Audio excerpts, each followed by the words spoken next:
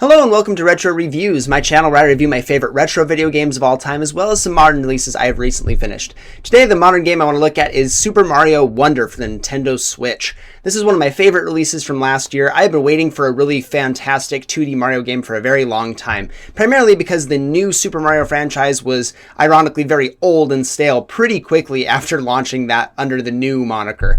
New Super Mario Bros. Wii and Wii U and DS all feel kind of pretty much the same thing. So it was time for Nintendo to shake up the formula with something fresh, and Mario Wonder was absolutely that choice right there. Not only is it fresh in the sense that it's a very new art style and new game mechanics and everything, but this is also the first time we don't have Charles Martinet voicing Mario and Luigi. They have a new guy. I don't remember his name off the top of my head. Did a phenomenal job with the characters. Really enjoyed his performance. Really fantastic. I like what they did with that, and it didn't distract from the experience at all. I'm glad they're passing the torch and doing it so well. But I love this game, and in fact, I actually did a ranking of every mainline Mario game. I'm a big fan of the franchise, and you can go check out that video after this one's done. You sure can. I ranked Super Mario Wonder very close to the top of my list. I didn't want it to be a recency bias thing. I want to give it some time to marinate, but I actually expect it to go up even higher as time progresses, because this game is the most fun I've had with a 2D Mario game specifically since I played Super Mario World.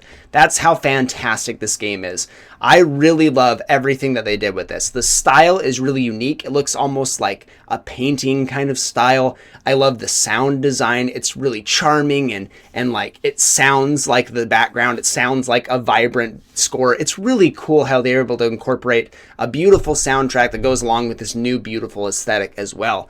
Let's talk about the mechanics too. In this game you have a bunch of different badges that you can equip, and these badges will do various things for you, giving you the chance to like twirl up in the air or glide using your hat, or a plethora of other things that change the way you play the game. Certain levels you need certain badges to progress, or they require you to only use that badge, but for the most part you can pretty much customize the badges to fit your specific play style. If you want an extra little glide in the air, little twirl that sends you upward to give you an extra jump in case your precision platforming isn't working out for you on that level, you absolutely can. If you want to glide, you can do that as well.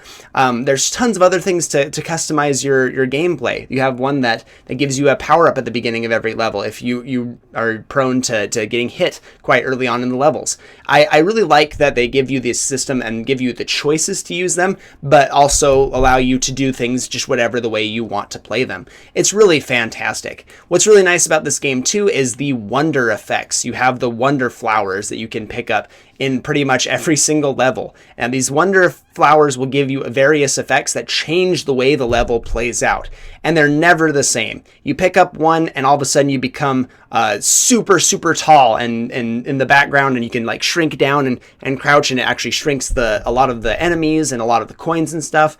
And other times you could be turning into a balloon and floating around. There's no shortage of inspiration and quality here in the terms of the wonder effects. You never really know what you're going to get next. That's what I really have to praise the developers on this game.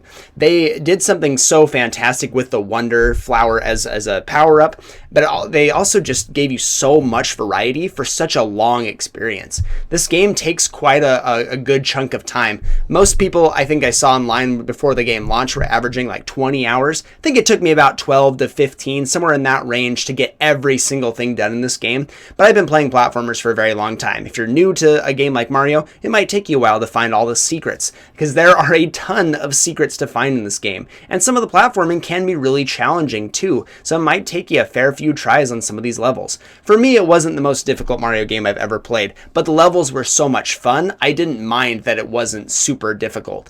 But some of the challenges actually were pretty hard. Some of the ones, they give you like a ranking scale of how difficult the level is, and some of like the 5-star ones were pretty darn difficult and really pushed you to your limits, not only to like have your reactions on point, but utilizing the badge system in the best way possible, so you can utilize the tools you have to complete these areas as quickly and efficiently as possible. But I really like the world designs. You have different worlds that you can go about.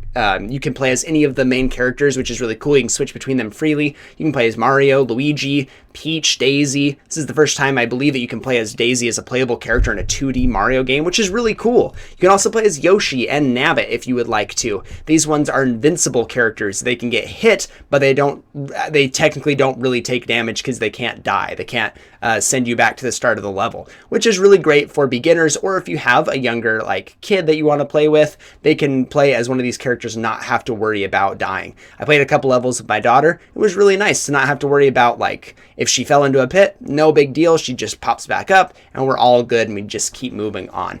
I really like the accessibility of that because it makes it so that even if you're not an experienced Mario player or a platformer in general, and this is your first Mario game, you can put it on an effective easy mode here just to get your bearings and figure things out before you move to a regular character, which is really fantastic. Now, some of the advantages of playing as the normal characters is that you have new power-up. One of the main marketing gimmicks from the game, that is Elephant Mario, Elephant Luigi, Elephant Peach and Daisy. This is such a cool power-up because it changes everything about the character. You grow much bigger, you're much stronger, you can push objects, you can break things with your trunk, you can spit water that you store in your trunk. It's really cool, it's wild, it's weird, it's everything that you want out of a Mario game, especially something new like this. It's just bizarre. Why can Mario turn into an elephant all of a sudden? I don't know. We never really understood why he could get the Tanuki power up and turn into that either. So it's just funny. It's great. I love what they did with it. They have other cool power ups too, where you can drill into the ceiling and scoot along the ceiling or along the floor. You can go up walls and everything. They incorporate a lot of new power ups that make the game feel really fresh. And that's what I love about new Mario games, especially the 2D ones. I loved in Mario World, they had the cape. That was such a cool power up. Mario 3, it was the Tanuki suit. In this game, you've got the elephant power up. I just really love the innovation that they decide to put into some of these games. If you look back at New Super Mario Bros. U, you have the acorn power-up where you can glide like a flying squirrel. I think these are really cool and innovative. I like when Nintendo incorporates new power-ups for us to play around with. And this game just really is fun from start to finish. The boss fights are enjoyable. I think the world design is fantastic. The fact that Bowser becomes an enormous castle himself with the effect of the giant Wonder Flower is really cool. I like how these Mario games don't really need a crazy story. We know Bowser's going to come and do something fishy, and that we're just going to have to go and stop him from doing something terrible. But I like that they incorporated this new kingdom as well, the Flower Kingdom especially, and that he did something a little bit different than he's ever done. Becoming this monstrous mega castle here is something new and refreshing, and the fact that you have the Wonder Flowers as the effects is what makes this game so special. I won't spoil any of the more effects. I've given you a few of them, but really go out and play with this game because it's so much fun. Go out and experience all the wonder effects that you can, play every single level, find all the secrets. This game is absolutely worth your time. Again, this is the best 2D Mario has been since Super Mario World on the Super Nintendo, and that's my favorite Mario game of all time.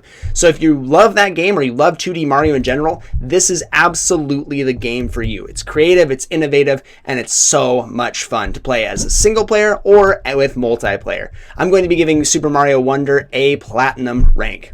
Thank you so much for watching, and I'll see you on the next one.